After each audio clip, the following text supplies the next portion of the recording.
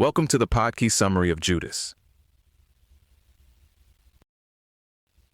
Today's catch-up is all about Judas, which somehow managed to be a big pop single, a theological provocation, and a long-game internet comeback story all at once. What makes it interesting is that the song and video weren't just trying to shock people. They were working through betrayal, self-destruction, forgiveness, and the weird fact that people don't always stop loving the things that hurt them. And then, years later, TikTok gave the whole thing another life, which feels very on brand for a song about things that won't stay buried. At the center of Judas, Gaga treats Judas less like a history lesson and more like a metaphor for the people and patterns you know are bad for you, but keep returning to anyway. She connected that idea to betrayal, destructive relationships, past choices, drug abuse, and other experiences she couldn't fully escape. So when she circles back to what she called evil things, it lands as an admission that self-knowledge isn't always clean or flattering. Her basic philosophy here is that darkness can actually illuminate the light.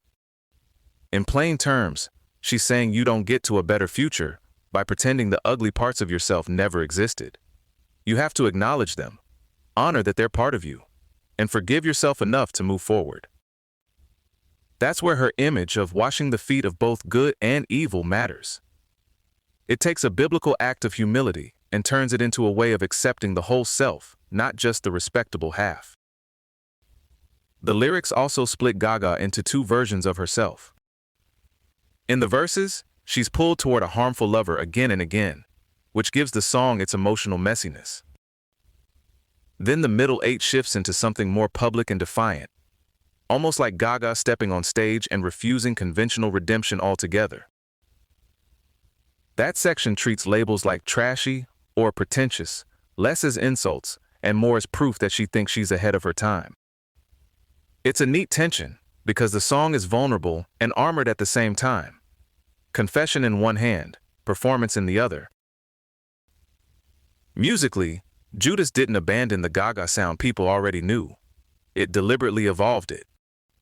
Critics heard echoes of Poker Face, Love Game, Bad Romance, and Alejandro, and Gaga herself said she wanted listeners to recognize her past work in it, even as she pushed forward.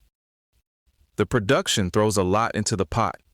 Electro house, an 80s pop melodic streak, house music, partially spoken vocals, and those jagged breakdowns people described as tribal techno or dubstep inflected, depending on who was listening. Everybody seemed to agree on one thing, though. That breakdown is the weirdest, harshest, most aggressive thing in the song. And that actually fits the theme. The track pounds ahead like an industrial dance machine, while the lyrics are wrestling with guilt, betrayal, and conflicted devotion. Then the chorus opens up and gets brighter, more instantly pop, almost like the song keeps flashing between danger and release.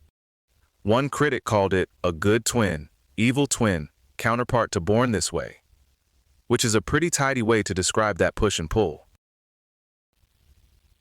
The video takes all of that emotional conflict and stages it in a very stylized modern Jerusalem. You've got motorcycle riding apostles, Gaga as Mary Magdalene, Norman Reedus as Judas, and Rick Gonzalez in a Jesus-like role. Visually, it's a mashup on purpose. Catholic iconography, punk fashion, Fellini, Romeo plus Juliet, like a prayer biker movie energy.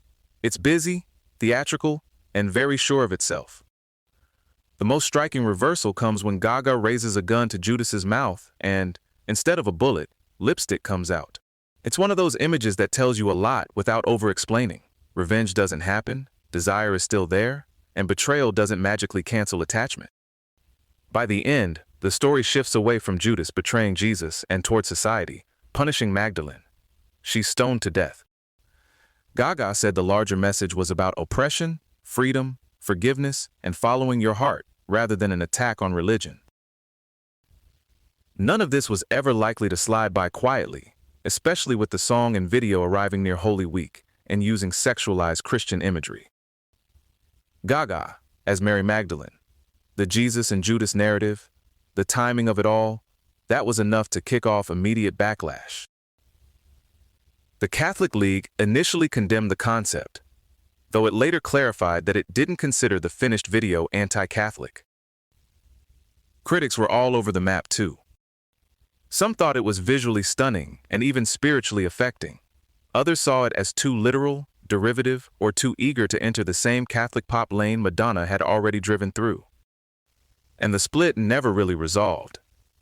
You can find praise for the choreography and production right alongside NME, eventually ranking it among the worst music videos ever made, which is a pretty dramatic spread. The controversy followed her on stage too. In 2012, nearly 200 Filipino Christians protested her Manila concerts and threatened legal action, though the shows were ultimately allowed with restrictions on nudity and allegedly vulgar acts. Commercially, Judas had a strong start, but it was often treated as a modest follow-up by Gaga standards. It debuted at number 10 on the Billboard Hot 100 after a short tracking window, hit number 1 on Hot Dance Club Songs, and later reached 1 million US digital downloads by February 2019. That would have been a perfectly respectable afterlife for most pop songs, but Judas kept going. More than a decade later, TikTok revived it, helping push the track past 1 billion Spotify streams and turning it into the most streamed song from Born This Way. In 2025, it even re-entered the Billboard Global 200 and peaked at number 73, which is a pretty vivid example of how short-form platforms can completely rewrite a song's commercial story. There was also a copyright lawsuit from Rebecca Franciscatti, who claimed Judas copied her song, Judah.